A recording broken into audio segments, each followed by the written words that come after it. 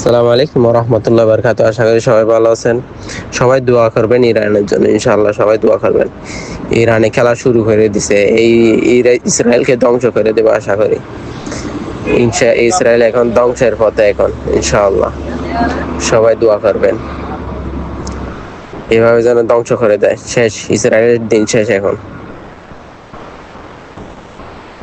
এভাবে যে যুদ্ধ বাজাইছে একদম শেষ করে দেবে ইসরায়েলকে আশা করি।